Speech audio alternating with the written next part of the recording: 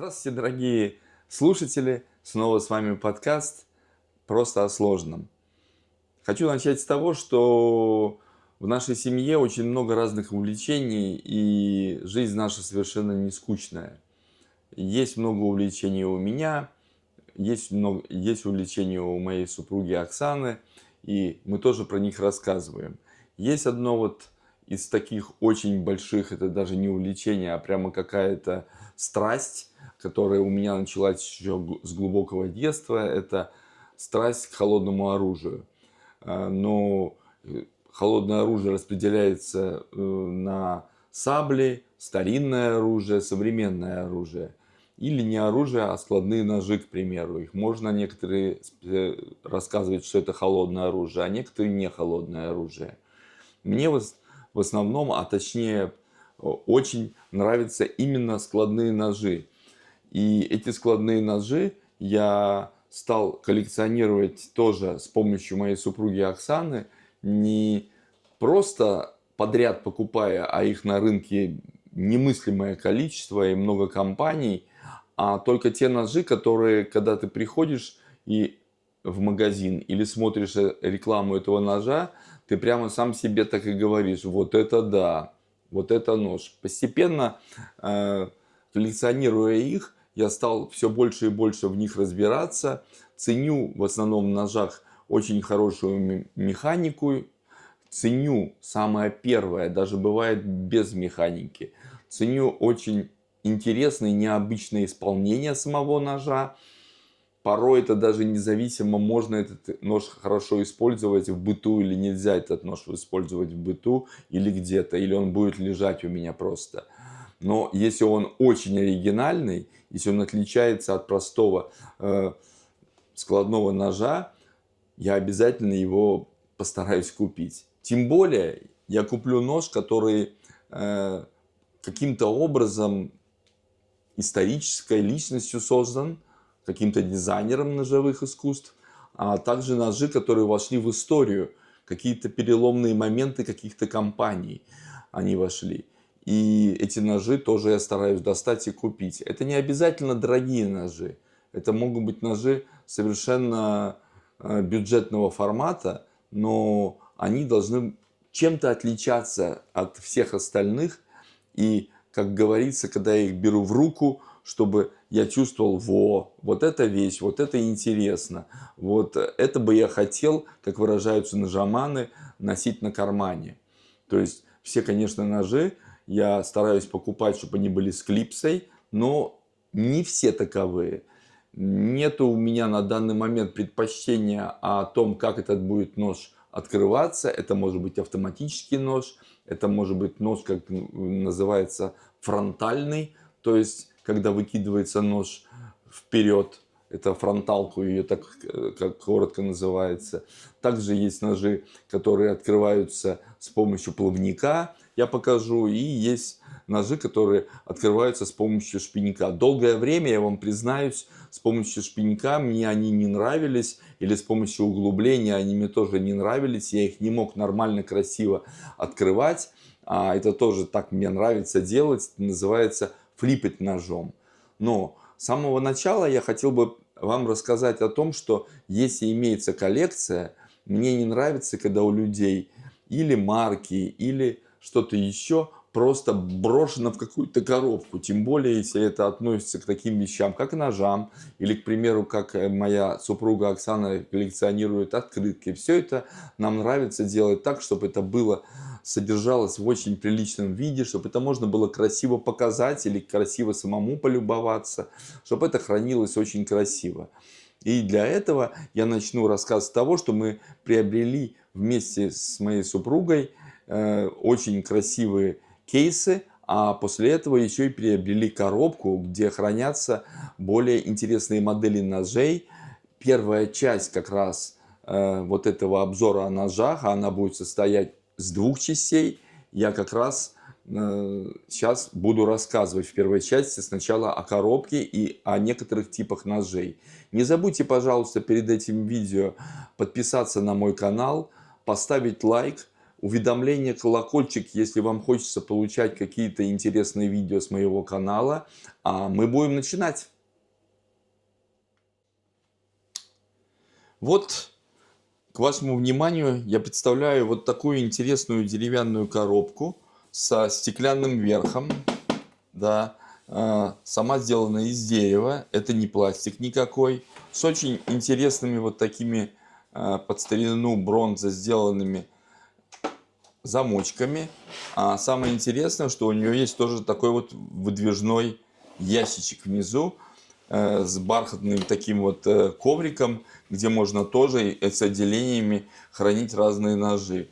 Коробочка выполнена очень достойно, настолько качественно, что мы с супругой задумываемся еще одну или две штуки заказать. Но заказывая эту коробку, нам пришлось ждать достаточно много. Как мы выражались, когда она шла, наверное, она идет не через авиапочту, а ее доставляют, например, осликом. И ослик очень-очень медленный. То есть порядка 2 недель она нам шла, если не больше. А теперь я приступлю рассказывать, какие же ножи я храню в такой замечательной коробке. Ну так вот, коробочка коробочкой, но сейчас мы сделаем обзор не на каждый нож отдельно, на это бы ушло бы, ой, сколько времени. Я и так разделил только на 2 части этот обзор моего увлечения. Если будут, конечно, дополнения какие-то в моей коллекции, они будут более интересные, я буду про ножи рассказывать подробно. А также, если вас в этих обзорах заинтересовал какой-то из ножей, более заинтересовал какой-то из ножей, пишите мне, пожалуйста, в личку, и я про него тогда вам подробно расскажу. Итак, начнем мы, вероятно, с очень замечательного ножа. Это называется Финка НКВД, сталь 440C. Чем она была интересна? Интересно даже не то, что Финка НКВД, и вот это интересно. Мне стало интересно, как она закрывается. Вот смотрите, я должен нажать здесь, это frontal lock, поднимаю, и когда она складывается, гарда тоже складывается. Нож предназначен для открытия 2 руками. Вот теперь я раскрою. Здесь сделана звездочка медная с таким вот этим серп и молот. С очень интересным таким вот клеймом здесь тоже. Для любителей, ну, так сказать, поп-советской культуры. Сама ручка выполнена не из пластика, а из дерева. Я смотрел, то есть нож оригинальный. С ним связана только маленькая история, что я давно искал такой нож. Он шел еще в такой небольшом кейсике. Ну, его я не буду сейчас показывать, там ничего особенного. Я про этот нож увидел, листая простые объявления, будучи в море, будучи на контракте. Позвонил своей супруге, говорю, хочу, очень хочу. И каково было удивление наше, когда супруга поехала, и этот нож тоже продавал какой-то моряк, тоже, который, ну, наверное, тоже занимается ножами. У него был один, который он захотел продать. И супруга успела его купить. Очень хорошая сталь, очень хорошая механика. Я его не особо пользую. Он лежит у меня как красивый коллекционный нож. Ну, не пользую по той самой причине, что мне не нравятся ножи, которые надо и необходимо открывать 2 руками. Следующий ножик, он такой самый маленький, здесь лежит. Чем он мне дорог и интересен, у него там никакого нету лока. И в принципе он такой с большим таким вопросом, как его использовать. Наточить можно карандашик. Этот нож действительно ручной работы и действительно в единичном экземпляре. И мне его просто вот подарили ребята-механики на пароходе. И я его включил в свою коллекцию. Также сюда входит очень интересный брелок, тоже сделанный вручную, связанный резинками в середине. Это что там такое? Нажимаю на кнопочку, и он так вот отстегивается. Я могу им пользоваться. Потом я снова раз, и он защелкнулся и снова висит у меня на кармане. Очень интересный ножик, маленький, дорог, как просто какая-то вот, ну, память, наверное, о людях. Теперь об очень Ну, у меня много любимых ножей. Один из моих любимых ножей. Китайская компания Civivi. На Китай, как я вам уже делал обзор по ноутбуку маленькому, я делал некоторые обзоры. И на данный момент китайская индустрия делает ножи на настолько высоком качестве, что на многих международных выставках она бьет завсегдатаев первых мест американские компании.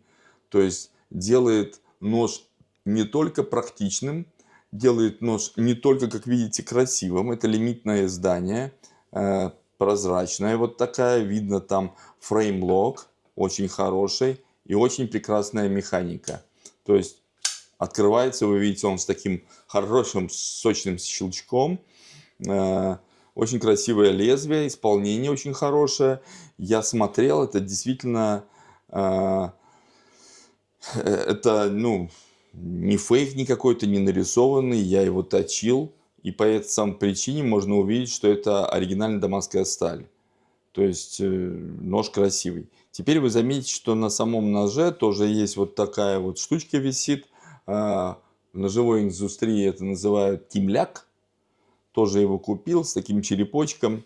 Супруга мне купила, очень красиво. Забегая вперед, скажу, что многие ножи мне купила именно супруга. Когда я был в море, я листал что-то, находил, и она надевала шапку почтальона и бежала вытаскивать этот нож, присланный компанией из почтовой ячейки. Один из последних ножей, который я купил, компания Böker, это немецкая компания, со сталью D2, я его назвал лом. Вот вы посмотрите на это лезвие. Вы посмотрите на эту ширину. И вы посмотрите на это Stonewash исполнение.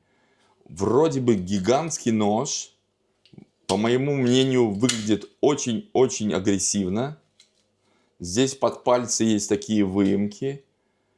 Хорошая G2 накладки.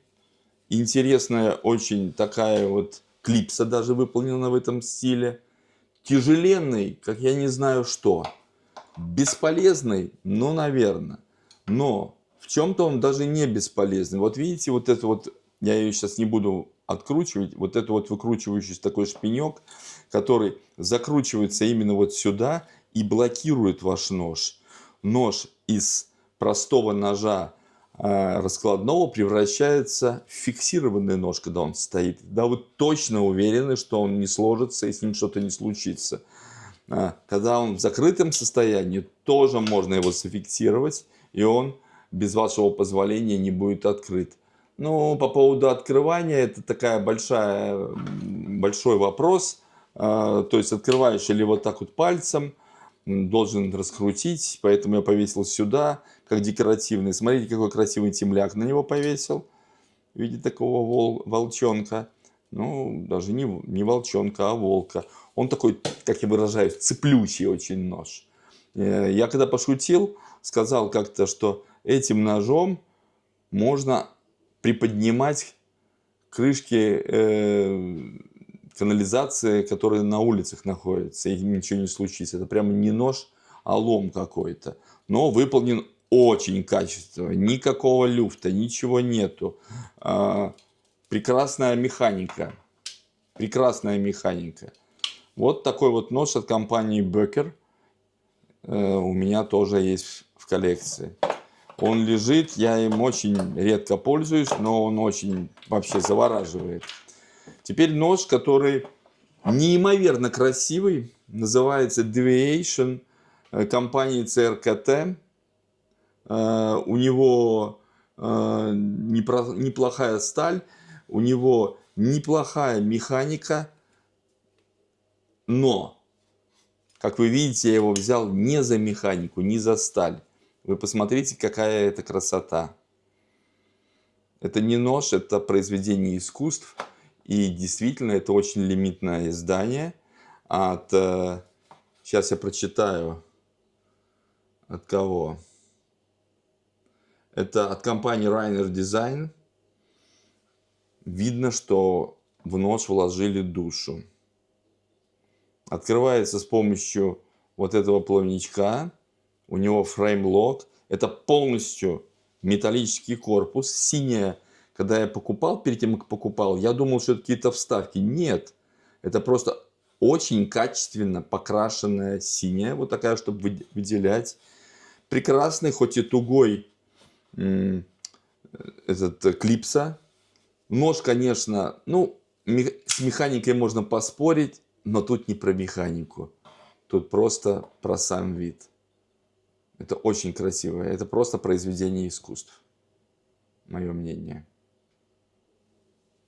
Следующий нож, который тоже меня поразил тем, что он прямо как сошел с фильмов каких-то про Элиана, про космос и так далее. Посмотрите, какая ручка. Это компания Kershaw, изготовлена в Америке.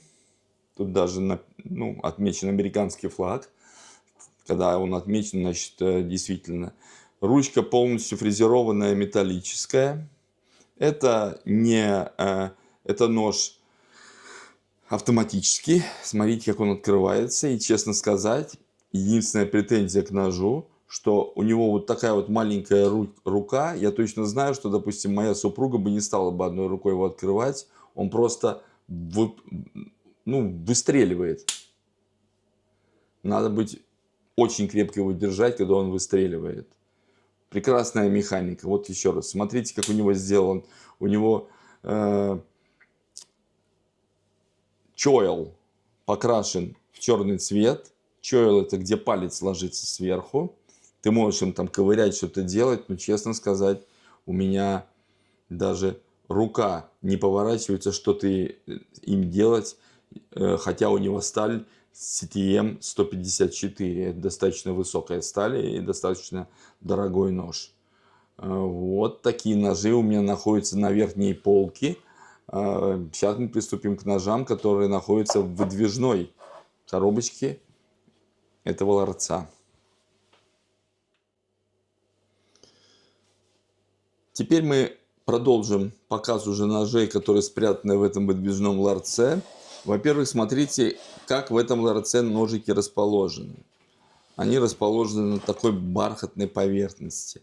Но очень приятно смотрится и очень-очень красиво. Теперь буду также доставать каждый ножик и показывать. Два ножа, как вы видите, у меня практически одинаковых. Один маленький, другой большой. Что за ножи и почему они у меня здесь находятся? Если вы посмотрите, они такие немножко даже поцарапанные и так далее. Скажу так, что это легендарные ножи стилетто. Это были куплены в Венеции. Притом при покупке меня сразу предупредили: на улице не вытаскивай. И, пожалуйста, по возможности сразу же эти ножи положи куда-то, где тебя их не увидят. Да? Они без клипсы. Это, наверное, единственные ножи без клипсы. Чем они интересны? Это достаточно исторические ножи. Это автоматические ножи с очень интересной механикой тоже. Видите, вот он выстреливает прямо. Выстреливает он за счет вот этой вот гнутой пластинки в середине. Не как предыдущий нож американский Kershaw я вам показывал, а за счет вот этой вот пластинки. Вот. А для того, чтобы он не складывался, здесь сверху сделано вот такой вот стопор. Как же мне его открыть? Я отгибаю. Вот он. Я отгибаю, и тогда только могу закрыть нож. До сюда он идет нормально, потом я его закрываю. Вот это вот внизу бусина. Этот за открытие отвечает, а эта бусина открывает, чтобы я не мог его открыть. То есть все, он заблокирован на данный момент. Я его не могу открыть. Честно сказать, этот нож еще еле-еле, но подходит под те ножи, которые можно носить на кармане и которые к вам не предъявят, что он холодное оружие. То есть тут не из-за длины клинка. То, что он открывается одной рукой и автоматически, но у него длина самого клинка не очень большая. Почему он поцарапанный и почему такой интересный? Потому что это ручная работа. Это настоящий стилет, то есть ручной работы. Это не китайская подделка. купленный тоже у человека, который лично знает людей, которые изготавливают поколение в поколение именно эти стилеты. Они вошли в итальянскую культуру как ножи мафии, естественно, поэтому их и запретили в Италии.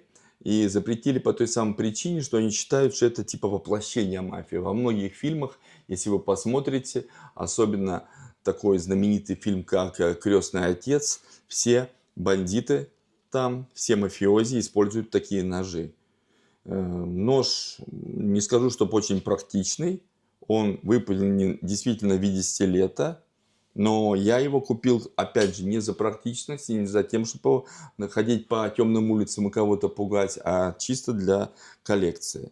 Его собрат, вот это оригинальный размер ножа. Но есть еще собрат вот с таким вот клинком. Клинок не очень всегда открывается. То есть механика здесь такая средненькая, сделана вручную. То есть я один раз открыл, сейчас он попробуем еще раз. Да, нормально открылся. Открывается он без лязгания и мягко. Я даже шутил, это делается для того, чтобы жертва не увидела, когда ты открыл этот клинок. Но вот этот нож я не советовал бы никому на улицу брать. Это действительно холодное оружие с очень опасным и очень хищным клинком в виде стилета для проникания.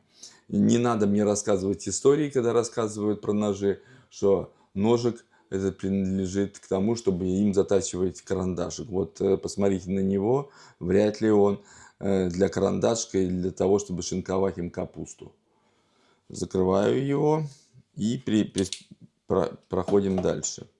Дальше я вам расскажу про нож, который как бы был куплен, тоже это компания Беккер.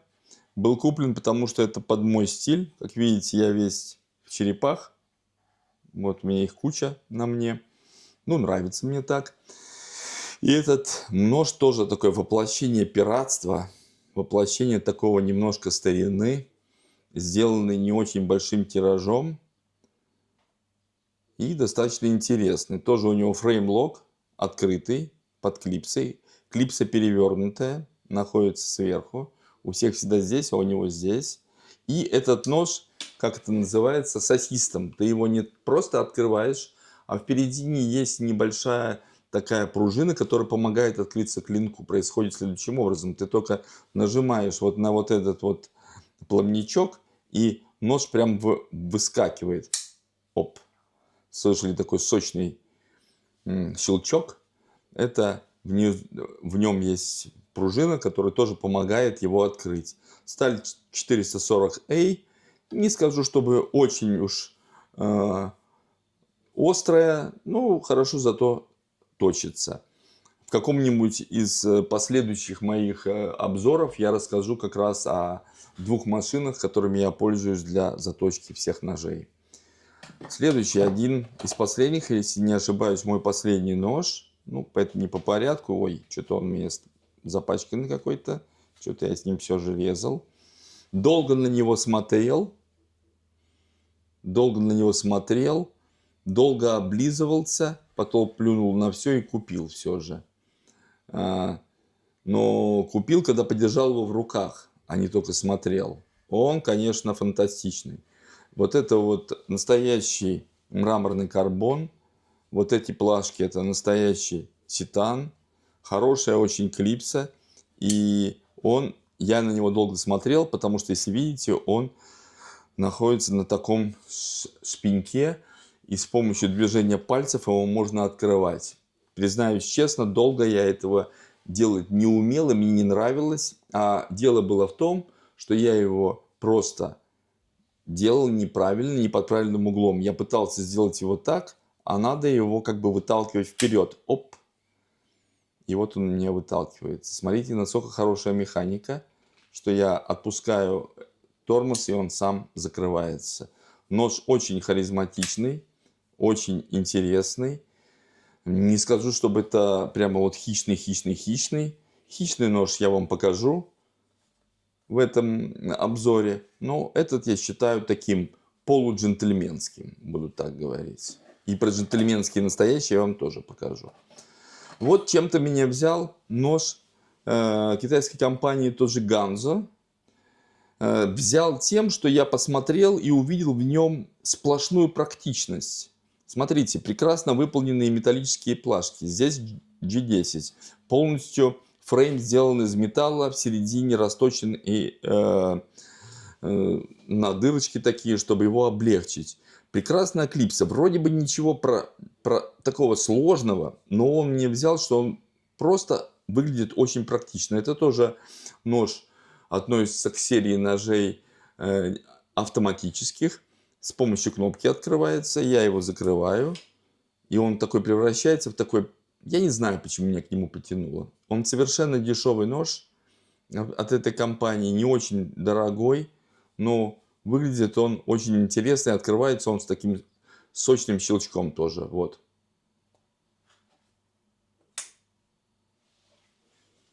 Вот этот вот нож. Да. Сталь на нем CKRT-14. И вот я подхожу к ножу, который многие ножеманы, я считаю, обязаны иметь в своей коллекции.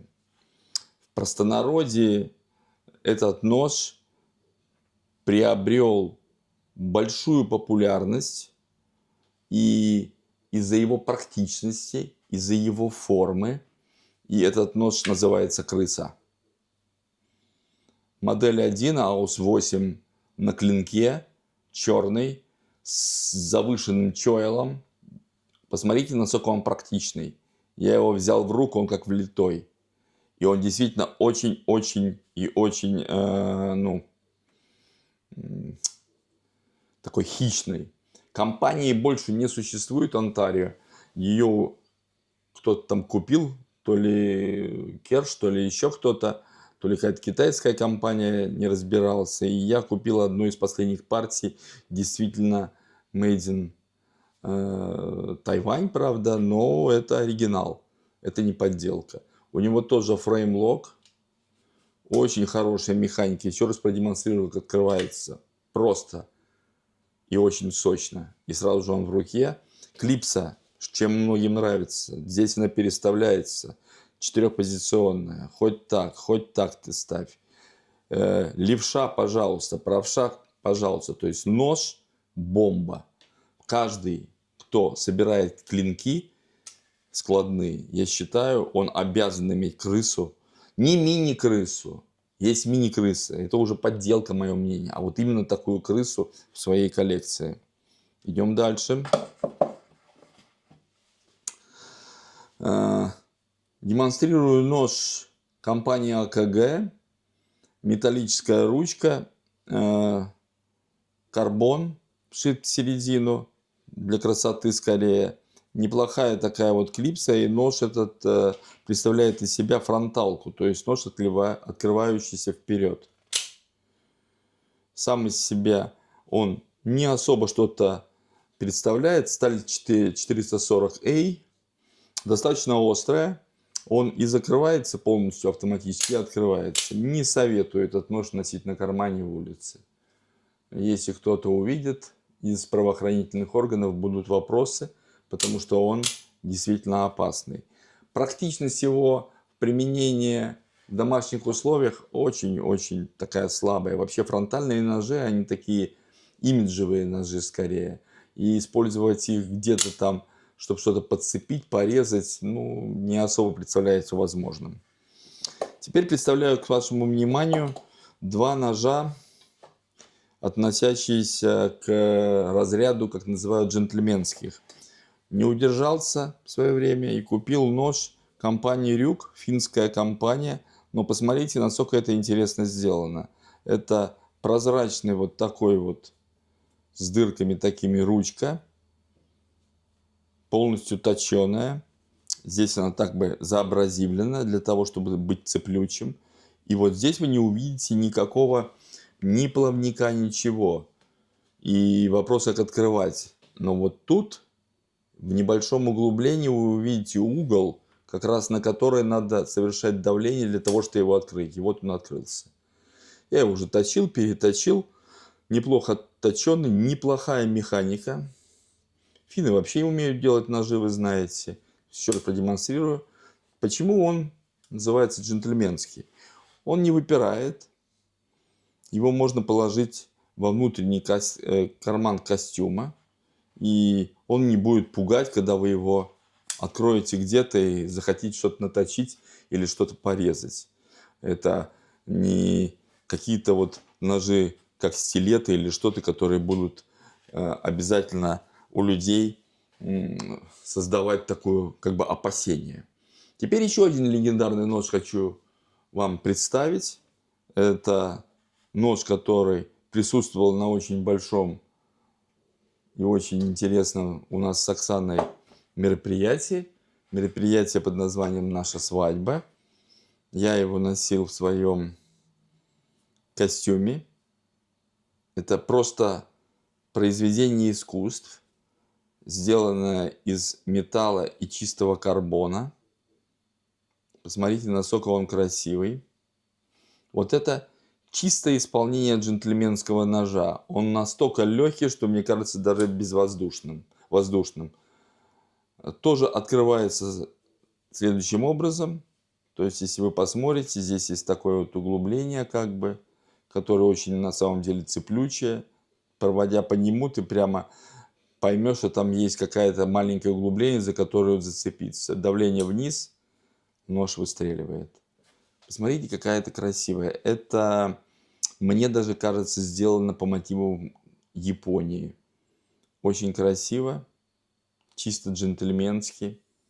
Он действительно может носиться в костюме и располагаться рядом с ручкой Паркер или располагаться вместе с ручкой Монблан. И не только не портить вид, но наоборот этот вид дополнять. Вот это и называется джентльменский нож. Ну а теперь я вам покажу, господа, антиджентльменский нож.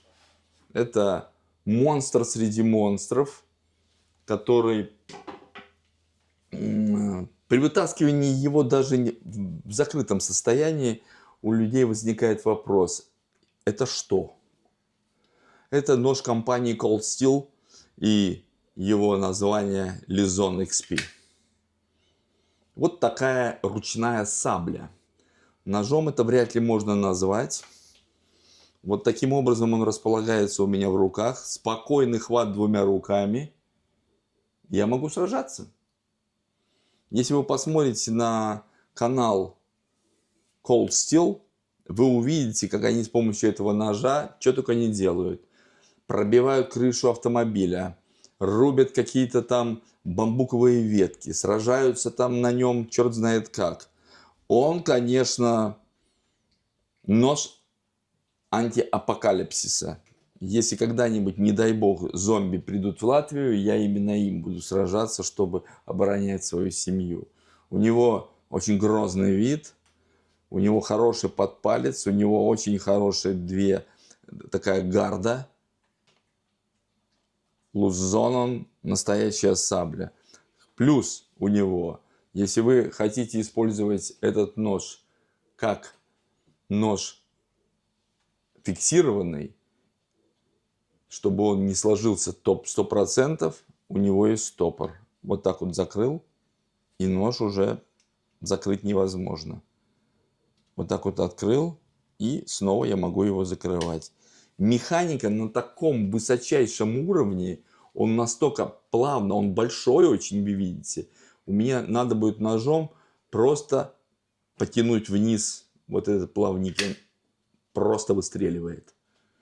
Что я им только не делал, поверьте. Если захотите обзор, как можно его испытать еще, присылайте, будем рассматривать. На нем также висит весьма добрый темляк, который как раз политики этого ножа. Это чисто пиратская история. То, что мне очень нравится.